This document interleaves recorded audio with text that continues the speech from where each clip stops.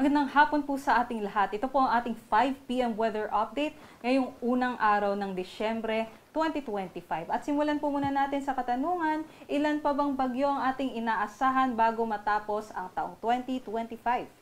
May isa pa po hanggang 2 bagyo ang posibleng mabuo ngayong Disyembre. At ito po ang ating historical tropical cyclone track charts kung saan po natin makikita yung mga possible na mga tracks ng mga bagyo historically na nabubuo sa Disyembre at saan po ito tatama. So malaking porsyento po ng mga bagyo sa Disyembre ay landfalling o tumatama sa mga kalupaan ng ating bansa. Specifically po dito sa may areas ng Visayas, Southern Luzon, maging dito din po sa may northern and eastern side ng Mindanao patungo sa may Vietnam area.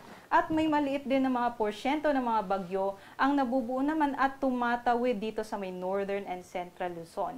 And meron din namang mga bagyo na tumatawid lamang dito sa may Philippine Sea at nagre-recurve patungo sa Japan. At dumako naman po tayo para sa magiging lagay ng panahon ngayong araw hanggang bukas ng umaga. Sa ngayon, wala pa naman po tayong binabantayan na sama ng panahon sa loob ng ating area of responsibility, ngunit kanina ngang alas 2 ng hapon ay nabuo na yung cloud cluster na ating binabantayan sa labas ng ating area of responsibility at ganap na nga pong naging low pressure area na may katamtaman o medium chance na mag-develop bilang isang bagyo sa susunod na 24 to 48 hours.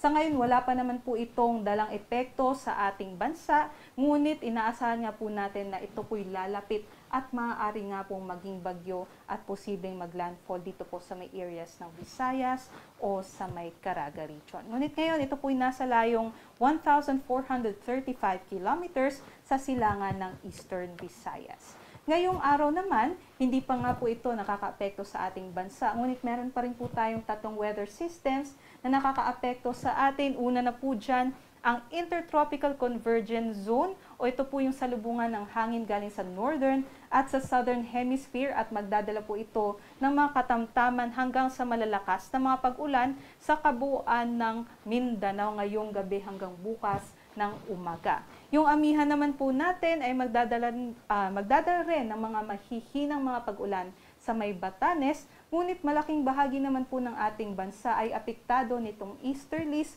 o yung hangin na mainit at malinsangan na nanggagaling po sa karagatang Pasipiko, kaya't asahan po sa Metro Manila at nalalabing bahagi din ng ating bansa yung mainit at maalinsangang umaga, ngunit mataas po yung tsansa ng mga thunderstorms pagsapit po ng hapon at gabi. At ito naman pong si Tropical Storm Koto ay nasa labas pa rin po ng ating area of responsibility at hindi na nakakaapekto sa ating bansa, ngunit nasa loob pa rin po ito ng ating monitoring domain. At ito naman po ang ating inaasahan na panahon bukas. Inaasahan nga po natin magpapatuloy pa rin yung epekto ng amihan at easterlies dito po sa may Luzon.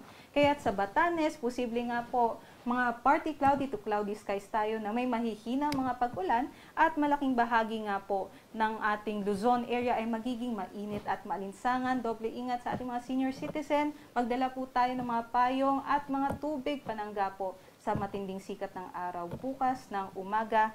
Ngunit meron pa rin pong mga panandali ang mga pag-ulan pagsapit po ng hapon at gabi dahil po sa localized thunderstorms. Ito po yung ating mga agwat ng temperatura kung saan po sa Metro Manila at sa Legazpi City, posible hanggang 33 degrees Celsius ang kanilang maximum temperature, 32 degrees Celsius naman po sa may Lawag, 31 degrees Celsius sa may Tuguegarao at sa Tagaytay naman, 30 degrees Celsius. May kababaan na din po ang temperatura para sa mga aakyat ng Baguio, 17 to 24 degrees Celsius.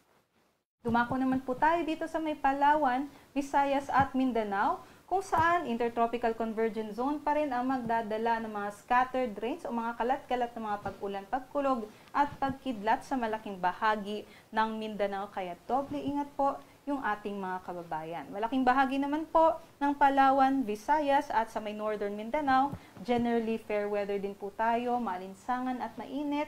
May mga thunderstorms pa rin po tayo. Huwag kalimutan na tingnan yung mga thunderstorm advisories na ipinapalabas ng ating mga Pag-asa Regional Services Divisions na makikita po yan sa ating website na panahon.gov.ph. Ito naman po yung ating mga agwat ng temperatura, may kataasan pa rin sa may Cebu at sa Tacloban hanggang 33 degrees Celsius, 32 degrees Celsius naman po sa may Kalayaan Island, Zamboanga, maging sa may Cagayan de Oro at sa may Davao at hanggang 31 degrees Celsius naman po tayo sa may Puerto Princesa City. At para sa mga sea conditions po natin, wala naman po tayong mga nakataas na gale warning ngayong araw, kaya para po sa lahat po ng baybaying dagat ng ating bansa ay malayo po makakapaglayag yung ating mga kababayan. Banayad hanggang sa Katamtaman lamang po yung ating mga pag-alon. At tanong po ng karamihan, meron ba tayong inaasahan nga na bagyo ngayong linggo? Kasi nga po sa ating TC Threat Potential Forecast, yung binabantayan natin na low pressure area na nasa labas pa ng ating area of responsibility ngayon ay maaari nga pong maging bagyo at tatahakin itong west-southwestward na motion patungo either po sa may Eastern Visayas o Caraga region.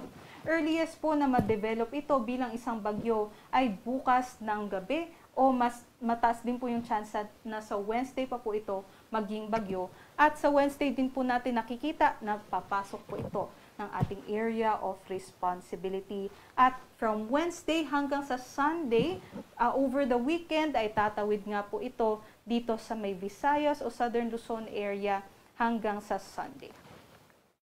At ito naman po ang ating 3-day weather outlook para sa mga pangunahing lalawigan ng Luzon, sa Metro Manila, hanggang dito din po sa Baguio City and Legazpi City. Inaasahan po natin sa Luzon area, magkakaroon po tayo ng biglang bugso o surge ng amihan, kahit malaking bahagi po ng Luzon ay makakaranas ng mga pag-ulan at mas mabababang mga temperatura. Dito po sa Metro Manila, partly cloudy o bahagyang maulap hanggang sa maulap po yung ating papawirin sa Wednesday hanggang sa Friday na may mga mahihinang mga pag-ulan. Sa Baguio City naman, cloudy skies o maulap po at makulimlim yung ating mga panahon at meron din po mga pag-ulan dala nitong amihan.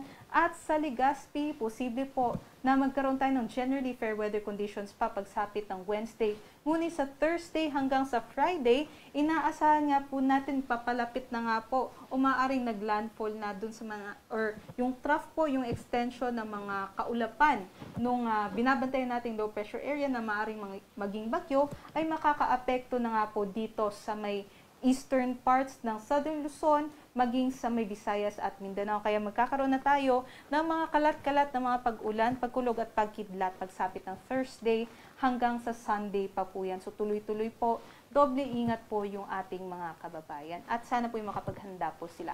Para po sa Visayas, hanggang Wednesday din po, kagaya ng Legazpi City, magiging maliwalas pa yung ating panahon. Ngunit simula ng Thursday, yung trough nga po, yung extension ng mga kaulapan nung ating binabantayan na low pressure area ay makakaapekto na at magdadala po ng mga pag-ulan hanggang sa Sunday. Inaasahan nga po natin na tatawid po ito sa may Visayas kung saan po yung mga ating mga kababayan doon ay nasalanta na nga po ng bagyo. Kaya i-take na po natin itong chance na ito para po makapaghanda para sa posible pang mga sama ng panahon this weekend. At ito naman po ang ating inaasahan na lagay ng panahon sa pangunahing lalawigan naman sa Mindanao. Inaasahan natin generally fair weather conditions po tayo sa Metro Davao, Cagayan de Oro at Zamboanga City. Ngunit maaari din po mag-extend yung trough o yung extension ng low pressure area dito po sa may northern and eastern side ng Mindanao Thursday hanggang sa Friday. At ito naman po ang ating sunset dito sa Metro Manila, 5:25 p.m. At ang ating sunrise naman po ay bukas ng 6:06 a.m. Para sa mga karagdagang impormasyon, bisitahin lamang po ang mga social media accounts ng Pag-asa sa X, Facebook at sa YouTube. At para po sa mas detalyadong impormasyon, bisitahin po ang ating websites sa pag-asa.usc.gov.ph at sa panahon.gov.ph. Muli ito po si Lian Loreto. Mag-ingat po tayong lahat. Magandang araw.